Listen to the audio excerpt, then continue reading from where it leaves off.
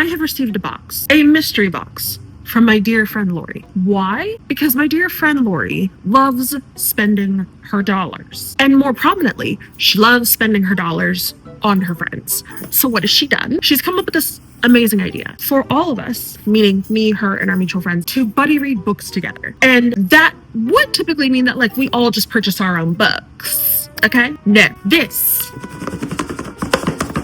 has been delivered to my front doorstep. I have no idea what's in here. This is a mystery box. This is a grab bag, if you will. This has been delivered to my front doorstep, and I have no idea what is inside. All I know is that there is a selection of, I believe, 7 books that everybody else also has in their own boxes, with a couple of exceptions, because I believe that there are some books in here that maybe other people do not have, and that is the same with everybody else's book boxes. No idea if I'm understanding that correctly. Honestly, she just messaged me and was like, hey, do you want to buddy read some books and receive like a cool, cute little like mystery box to your front door? And I was like, yes, I would love to. One of these days, me saying yes to something like this is going to backfire. It is going to smack me upside the head. I'm just telling you that right now. So I come to you bearing a gift. We're all in it together because this is going to be a surprise for all of us. So I'm going to open this box and we're going to see what Lori has selected, because in her own words, she cannot guarantee that I will love any of these books, but she can guarantee that it was set with love. So, Lori, this is for you. Let's get into it.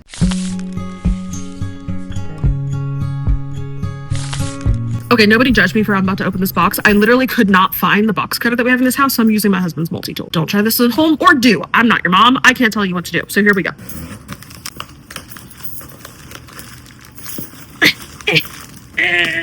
Maybe if I just cut all the plastic off. What a novel concept. Why did they wrap it in plastic? Oh, there's a cute little pull tab. Should we pull it together? Pulling it together. Here we go. Oh, well, that was not really that satisfying. Much better. Okay. There are a lot of books. Okay. Let's see what dear friend Lori has sent to us.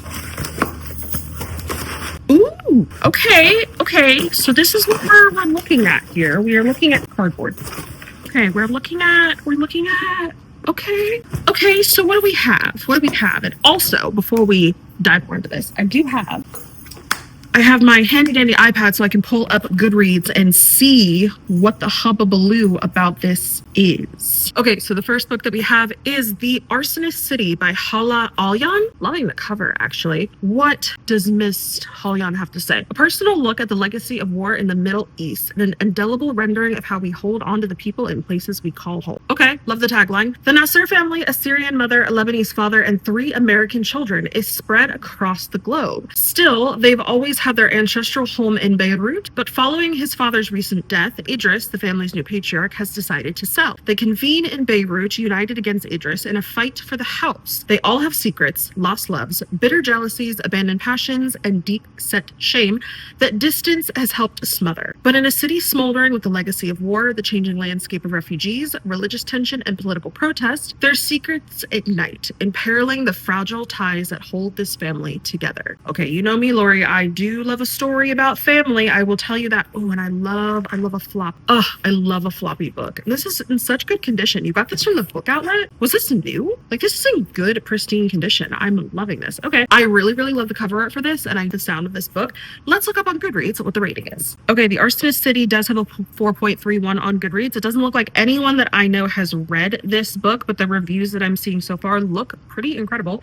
It's actually also crazy, Lori, that you found books that nobody has read, because I guarantee you I've not read any of the books in this box. We'll see, but I'd be very shocked. Awesome. I'm going to mark that as what to read, and we are going to move on. Oh, okay. Now this book is absolutely stunning. It's The Wayfinder by Adam Johnson. Look at this. I love it. I love the blue. It's gorgeous. Now, of course, I'm going to complain about the fact that the synopsis of the book is not on the back, so I'm sure it's on the inside black. But I'm going to open this book up and, oh, okay, not work. Love that. I'm assuming that's what this is not work, or it's read. Very cool. Very awesome. Okay, how long is this book? I didn't look at the last length of the book. This is like 700 something pages. Okay, a good chunky read. I'm loving it. What does the Oh, yeah. Stunning, cute. We love to see it. What does the flap say? Talking corpses, poetic parrots, and a fan that wafts the breath of life. Let me read that again. Talking corpses, poetic parrots, and a fan that wafts the breath of life. Am I on drugs? This is the world young Carrero finds herself thrust into when a mysterious visitor lands on her island, a place so remote its inhabitants have forgotten the word for stranger. Her people are desperate and on the brink of starvation, and the wayward stranger offers them an impossible choice. They can remain in the only home they've ever known and await the uncertainty to come, or Carrero can join him and venture into unfamiliar waters, guided only by the night sky and his assurance of a bountiful future in the kingdom of Tonga. What Carrero and her people don't know is that the promised refuge is no utopia. Instead, Tonga is an empire at war and on the verge of collapse, a place where brains are regularly liberated from skulls and souls get trapped in coconuts with some frequency. I'm on drugs, aren't I? Or I'm dreaming. I don't know which. The perils of Tonga are compounded by a royal feud. Loyalties are shifting, graves are being opened, and everyone lives in fear of a jellyfish tattoo. I'm sorry, a jellyfish tattoo? Like, I know it's on site with the stingray that killed Steve Irwin, but like, what? Let's see what Goodreads has to say about this, shall we? The Wayfinder is rated 4.04, and again, looks like no one that I know has read it. How many pages did I say? 716. Okay, so this one will probably take me about a day and a half to read. I am instantly getting Moana vibes from this. And when was this published, by the way? 2025. This definitely is giving me Moana vibes, and it definitely also says in the tag reads that there is Polynesian influence, clearly. Very excited to read this. God, I want to read them right now, but I have to wait until we're actually all buddy reading them together. Oh, that is going to torture because I have no patience and I'm a mood reader. So buddy reading is very difficult for me because if I'm not in the mood to buddy read it, it's never going to get read. This is going to be a test of wills for me. It truly is. Okay, moving on. The next book that we have is The Other Side of Night by Adam Hamdi, and this looks so cute. I'm assuming father-son on the cover. Very, very cute. Let us see what this says. A disgraced police officer, a grieving author, an elusive suspect, all bound together by a series of mysterious deaths and a boy named Elliot. The Other Side of the Night begins with an author named David Asha writing about his biggest regret, his separation from his son Elliot. In his grief, David tells a story. Next, we step into the life of Harriet Keelty, a police officer trying to clear her name after a lapse in judgment. She discovers a curious inscription in a secondhand book. A plea. Help. He's trying to kill him. Who's wrote this note? Who is he? This note leads Harry to David Asha, who was last seen stepping off a cliff. Police suspect he couldn't cope after his wife's sudden death. Still, why would this man jump and leave behind his young son? Quickly, Hari's attention zeroes in on a person she knows all too well. Ben Elmise, once the love of her life, a surrogate father to Elliot Asha and trusted friend to the author. Ben may also be a murderer. Is this a thriller or is this a lit fic? What is this? This is crazy. Also, I love a floppy book. Okay, this is a shorty.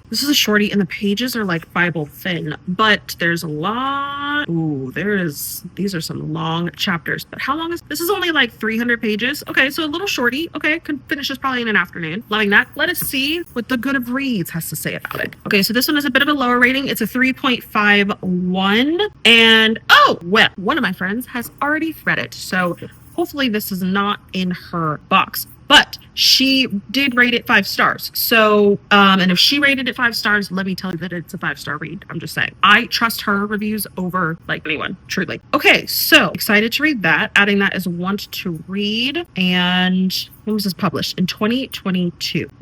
That's so funny. I see a few of my other friends that marked as want to read, which means they got their boxes. I'm actually so excited. Okay, the next book is When We Lost Our Heads by Heather O'Neill. And this cover is very cute. I can't tell what it is.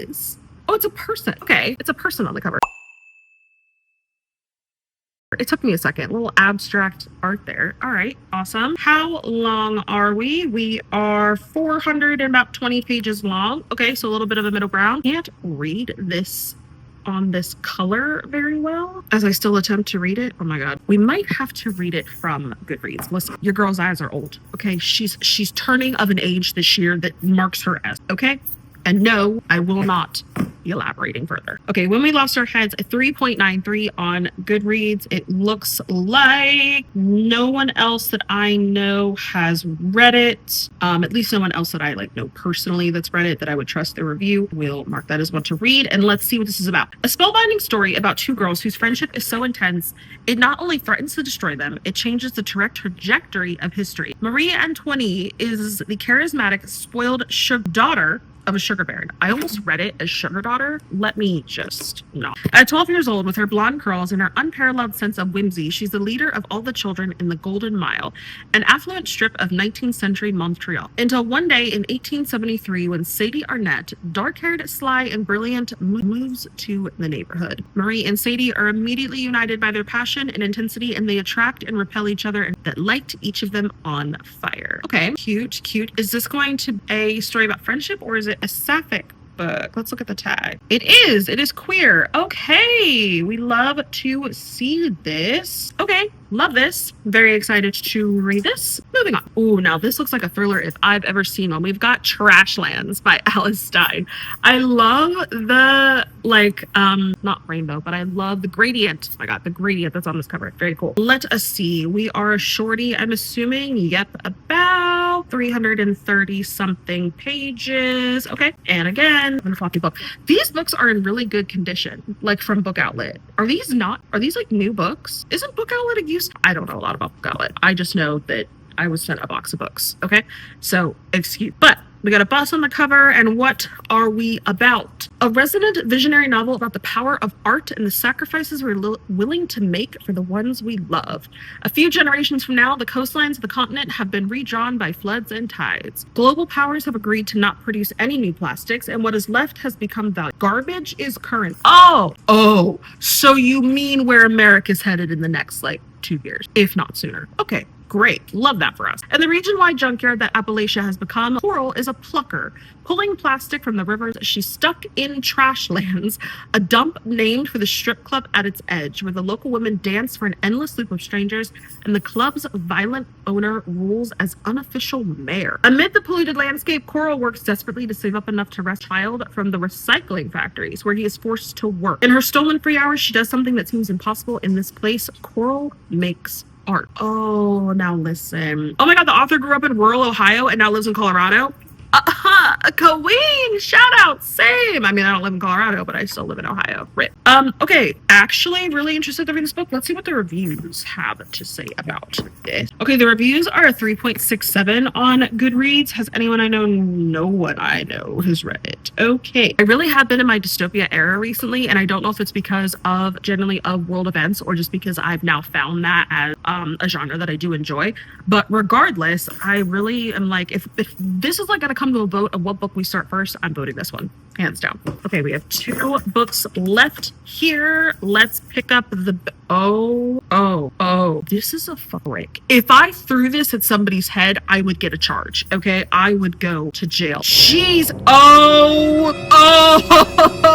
dear God. Oh no. Okay, listen. Hear me out. Okay, listen. Oh no, it gets worse. It was at this moment that William knew he fucked up. Okay, listen. I know. Okay, right now we are in the middle of a literacy crisis. Okay, we have girls on the internet coming on and saying that they skip pages, they skip to dialogue, they skip reading. Okay, but y'all, when I tell you that yeah, okay, is this Les Mis? Like, what am I holding right now? Oh, I'm in for a world of hurt. How long is this book? 880 pages. At least it landed on an even number. I'll give it that. This is The Deluge by Stephen Mark, national best-selling author of Ohio. I feel like I'm getting attacked in this box. Is this my box? Is this the book that's in my box because I live in Ohio? I feel attacked. Okay. Oh, Stephen King said a modern classic. That hurt. Okay, what is this book about?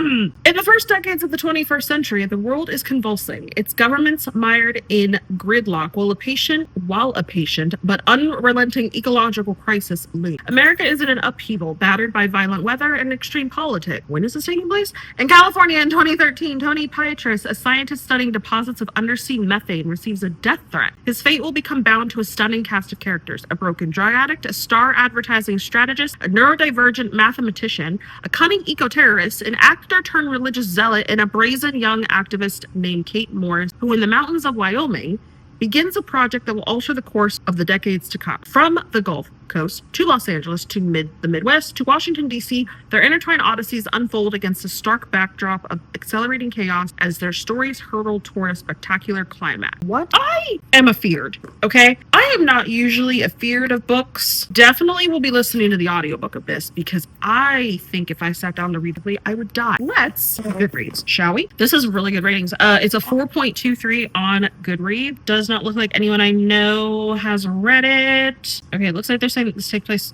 during the recession, but it is kind of apocalyptic. I love how the tagline is audiobook because clearly someone else had the same idea as I did. I am interested to read this. I just don't quite know what it's about. Are we saving the planet or are we realizing the planet is dying or both? What is happening? Oh, well, maybe if I read the tagline, maybe if I actually read, wouldn't that be crazy? A masterful American epic charting a near future approaching collapse. So this is a book about climate justice, which is something I am actually quite fascinated with and interested in and very much loud about in this day and age, among other things. But I mean, what's so funny is that this book does make me want to annotate it because it's literally like holding a textbook. So, The Deluge by Stephen Markley. Moving on. Okay, the very last book. The very last one is it's a tidy ending, a novel by Joanna Cannon, who's the best-selling author of The Trouble with Goats and Sheep. Okay, this is about 330 pages as well, and this is about Linda, a delightfully sinister novel about a married woman living a simple life in the suburbs where things aren't all okay. Wait.